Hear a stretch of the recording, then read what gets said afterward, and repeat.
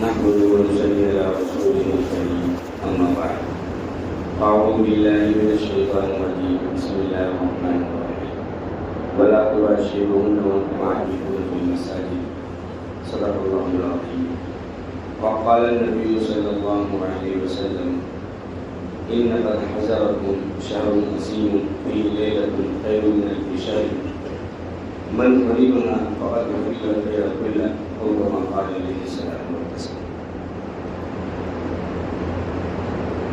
محترم بزرگوں اور دوستوں، رمضان المبارک کا مہینہ چل رہا ہے اور اللہ کے رسول صلی اللہ علیہ وسلم کا ارشاد ہے وَهُوَ شَهْرٌ أَوَّلُهُ رَحْمَةٌ وَأَوْسَطُهُ مَغْفِرَةٌ وَآخِرُهُ عِتْقٌ مِنَ النَّارِ. ایسا مہینہ ہے جس کا پہلا اشرا رحمت ہے، دوسرا اشرا مغفرت ہے اور تیسرا اشرا جہنم سے خلاصی. پہلا اشرا مکمل ہو چکا ہے، دوسرا اشرا بھی تقریباً مکمل ہونے والا ہے اور اب تیسرا اشرا شروع ہو جائے گا، جس میں اللہ تبارک و تعالیٰ کی طرف سے اعلان ہے کہ آدمی کو آگ سے بری کر دیا جائے.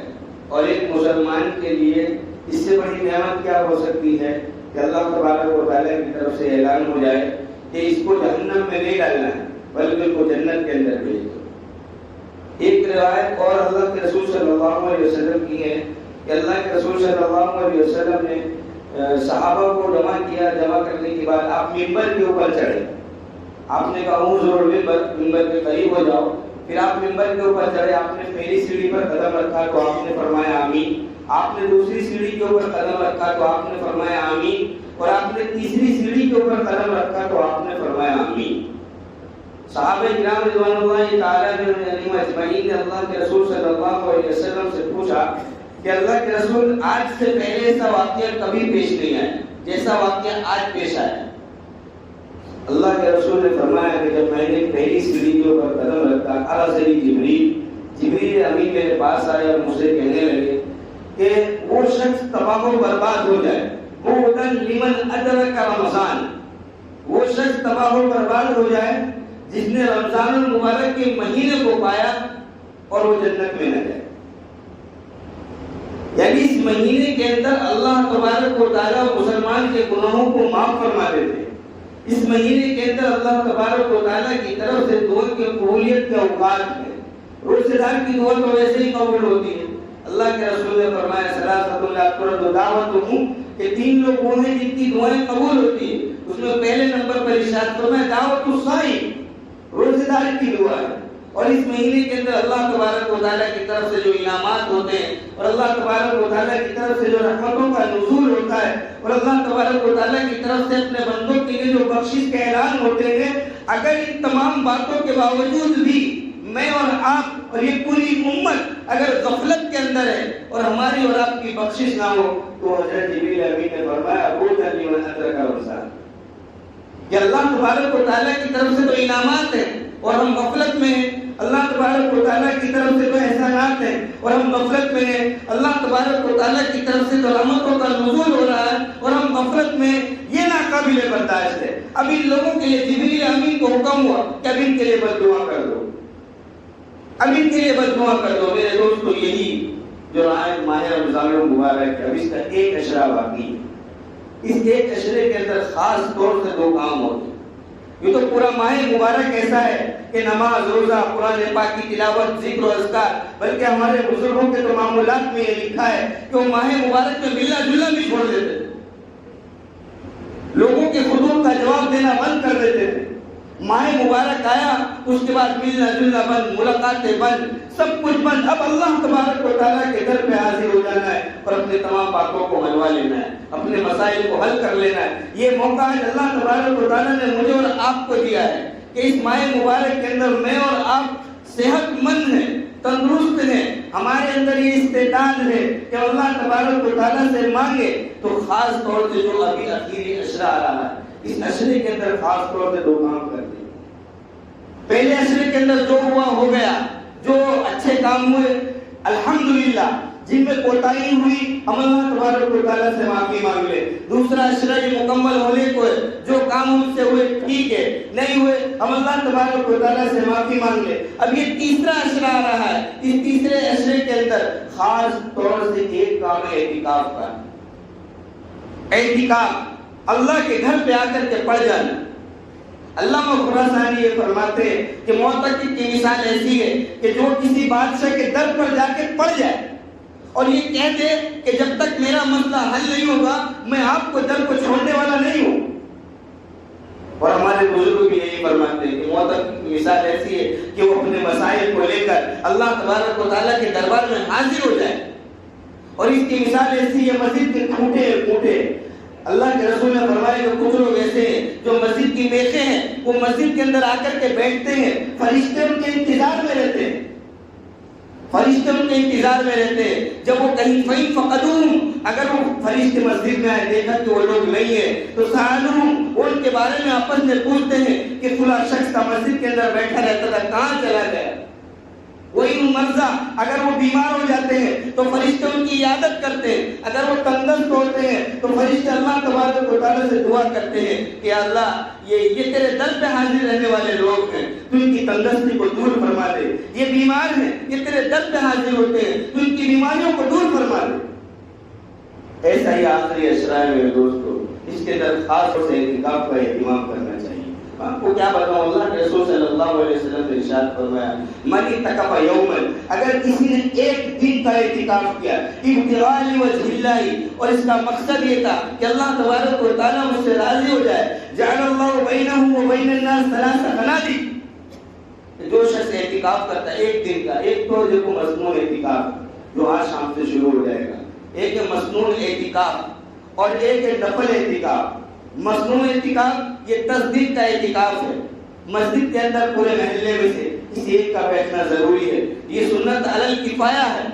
اس میں زیادہ سے زیادہ تعداد کے اندر لوگ بیٹھے ہیں اور اللہ تبارک و تعالیٰ سے اپنے مسائل کو حل کرا لیں. اللہ کے رسول نے فرمایا کہ اعتکاف عشرۃ من رمضان، کہ رمضان المبارک کے آخری عشرے کا اعتکاف کا حجین و عمرتین، تو حج اور تو عمرے کے برابر اس کا ثواب. اتنے لوگ جو عمرے پہ جانا چاہتے ہیں، اتنے ہر ایک کی تمنا ہے، ہر مسلمان کی یہ تمنا ہے کہ وہ اللہ تبارک و تعالیٰ کے دربار کو جا کر کے دیکھے، وہ مسجد نبوی کے اندر حاضر ہو، وہ خانہ کعبہ کو دیکھے. لیکن اس طرح کے اسباب پیدا نہیں ہو رہے کہ وہ وہاں جا سکے. اللہ کے رسول صلی اللہ علیہ وسلم نے ارشاد فرمایا آخری عشرے کا اعتکاف کر لو، 2 حج اور 2 عمرے کے برابر ثواب. آج میرے دوستو قوم سو رہی، ہم بھی سو رہے ہیں، آپ بھی سو رہے ہیں، کسی کو کچھ پتا نہیں ہے.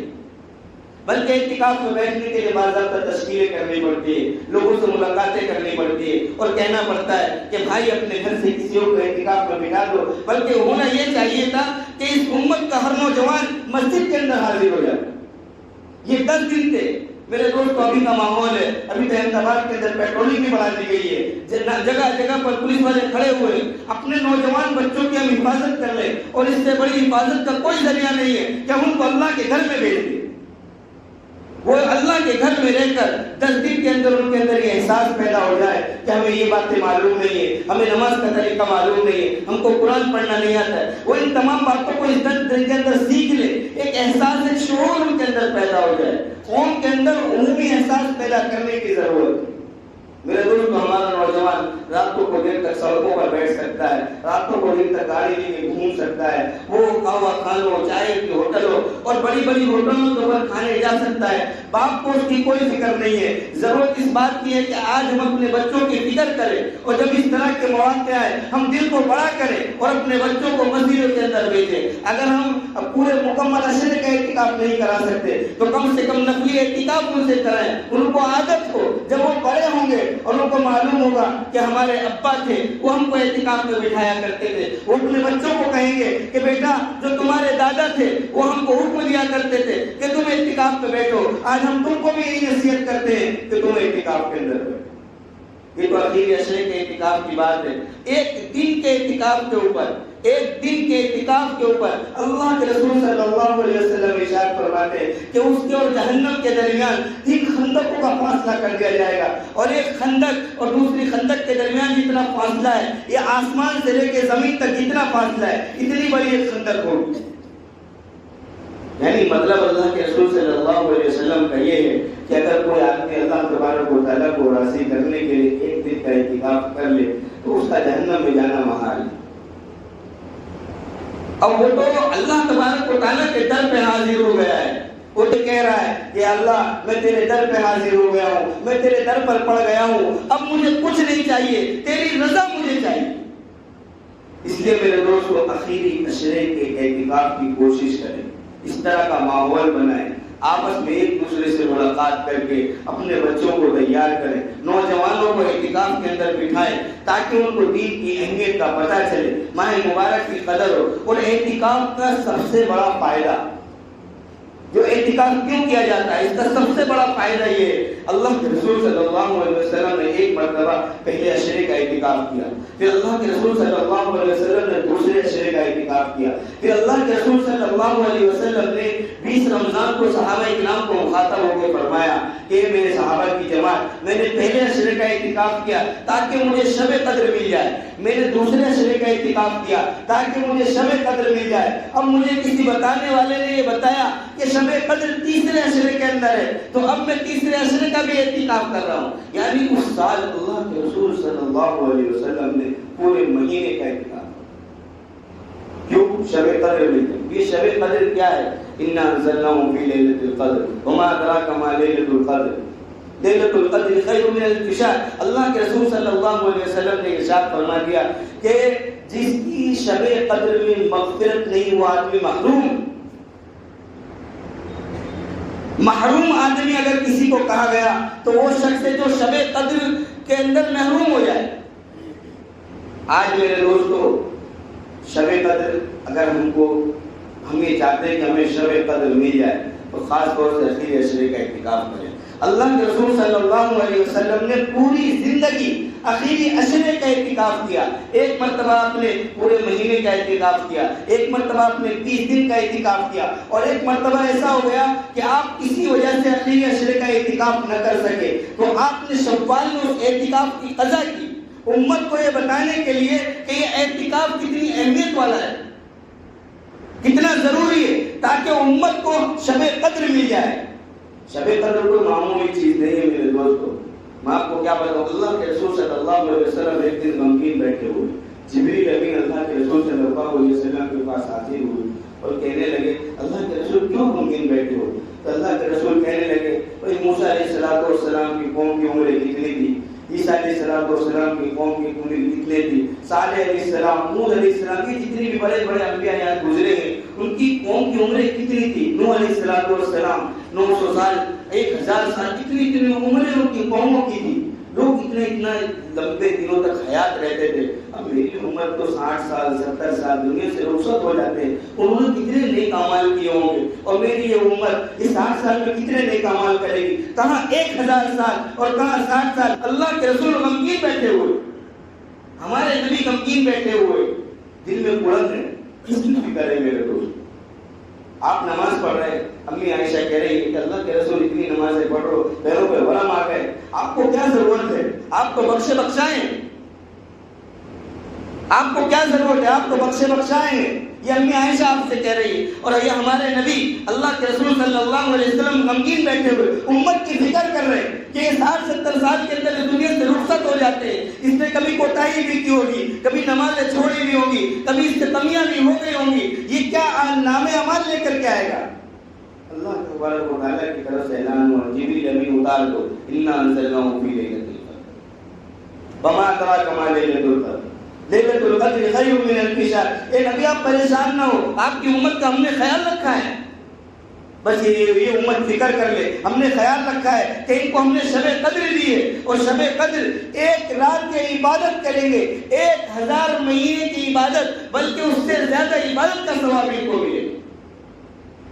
لیکن میرے دوست یہ ساری کی ساری چیزوں کا تعلق فکر سے، میں اور آپ فکر کریں گے ماہ مبارک کے اندر خاص طور سے رات کو جاگنے کا اہتمام. اچھا یہ شب قدر آتی کب ہے؟ اللہ کے رسول صلی اللہ علیہ وسلم ایک دن گھر سے نکلے تو لوگوں کو شب قدر بتانے کے لیے. اللہ کے رسول صلی اللہ علیہ وسلم نے کہا کہ میں گھر سے باہر اس لیے آیا تھا کہ آپ لوگوں کو بتا دو کہ شب قدر کب ہے. فتلاقا رجلان، دو آدمی آپس میں لڑ لیے، مجھے شب قدر بھلا دی. اب تم اخیری عشرے کے اندر اس کو تلاش کرو. شب قدر کی اطلاع دینے کے لیے میں آیا تھا، لیکن ہوا ایسا کہ دو شخص آپس میں لڑ لیے. ان دونوں کا آپس کا جھگڑا اس کی نحوست یہ ہوئی کہ مجھے شب قدر بھلا دی گئی کہ وہ کب تھی، کون سی تاریخ کو تھی. میں نے سوچا آپ کو بتا دوں. اب یاد رکھو اخیری عشرے کے اندر اس کو تلاش کرو، اخیری عشرے کے اندر اس کو تلاش کرو. اس لیے ہمارے علماء کرام یہ فرماتے ہیں کہ اخیری عشرے کا اعتکاف کر لو. آدمی جب اخیری عشرے کا اعتکاف کرے گا تو کبھی نہ کبھی اس کو شب قدر مل جائے گی.